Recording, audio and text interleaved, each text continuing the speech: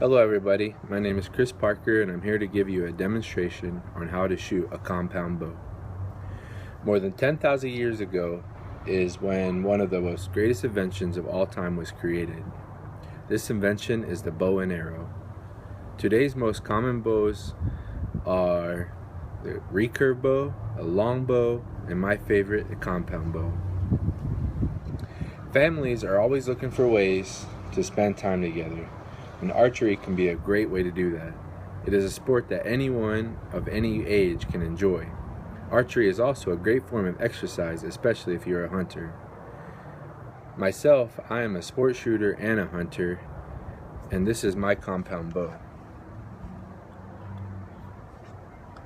It is a model Hoyt XT2000, and I've had it for several years now, and I've been shooting for about 6 years. I've taken several classes on shooting, technique, and safety.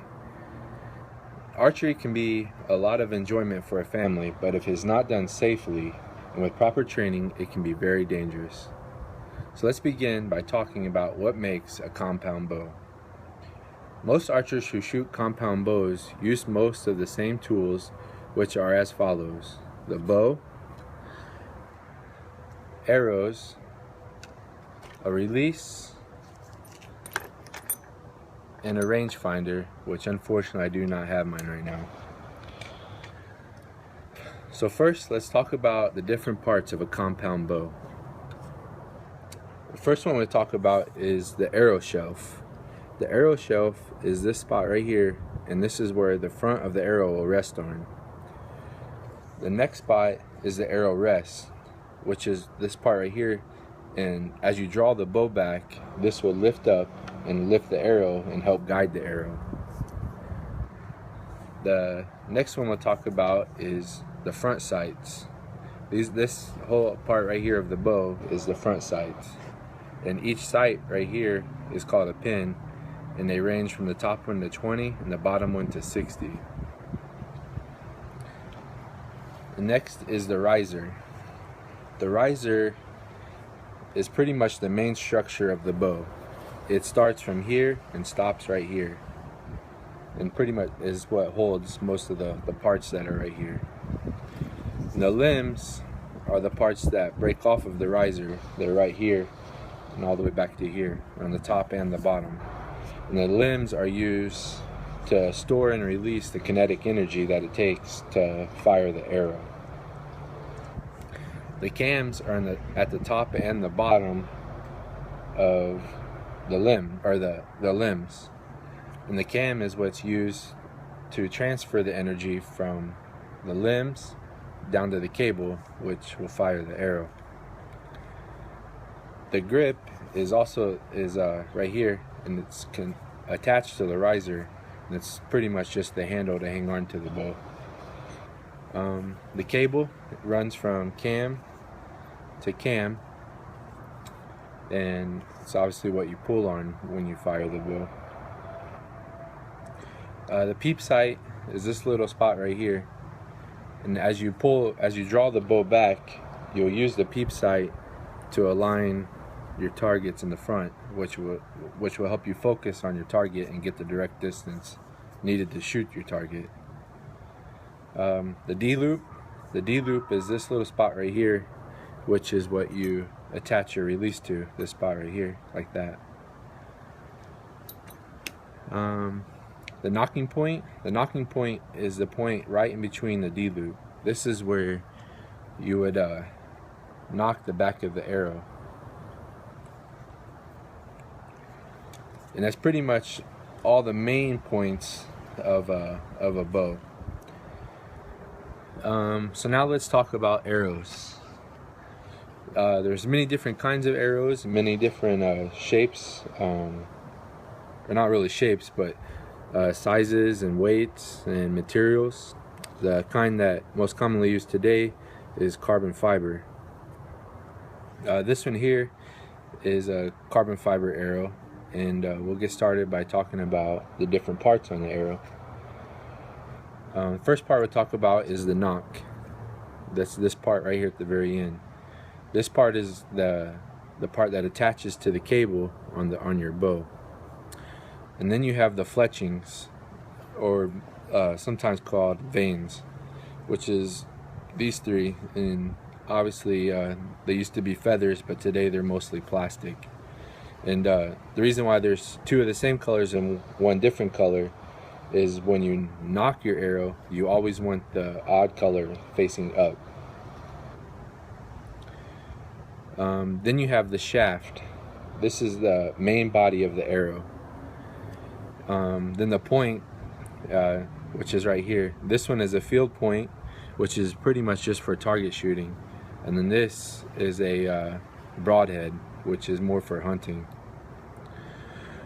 So we talked about, and then we have the release. The release is you strap to your wrist, and then you attach it to the bow, to the D-loop. And then after you have it all hooked up, then you're able to draw the bow back. It's a very important tool. And the last one, which unfortunately I do not have, is a rangefinder. It is really important if you don't have fixed targets, like if you're out hunting. That way you're able to range in the exact distance of an animal or whatever it is you might be shooting. So we talked about all the tools needed and the parts. So let's do the fun part and actually shoot the bow. So in shooting the bow, there are 6 basic steps in order to release the arrow. Step 1 is attaching the release. So this is the release, and it attaches to your dominant hand. Mine, they come in different sizes and different ways of fastening. Mine is just a buckle type, and some are Velcro, and so it basically just wraps it around like this and lock it in.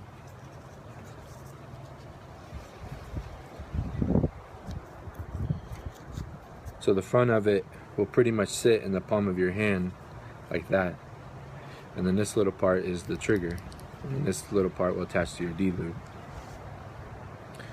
You want to make sure it's also tight enough so it doesn't pull off. So the second step is nocking your arrow. So here's my bow. So I want to rest the arrow onto the shelf like that, and then I have my odd color vane facing up and put it in the nocking position. Now the arrow is totally knocked. Now a reminder on this is almost the same as having a loaded gun. So you never want to aim this at something that you don't intend to shoot. The third step is positioning and handling of the bow. So I have my non-dominant hand on the bow, on the front or on the grips, and I want to hold that with a loose grip. And then when it comes to your body positioning, you want to be perpendicular to your target. I have my target set up about 20 yards away from me. And when it comes to body positioning, other than being perpendicular, it all has really a lot to do with just your comfort. Because the more comfortable you are, the easier it will be to shoot it. The next step is actually drawing the bow.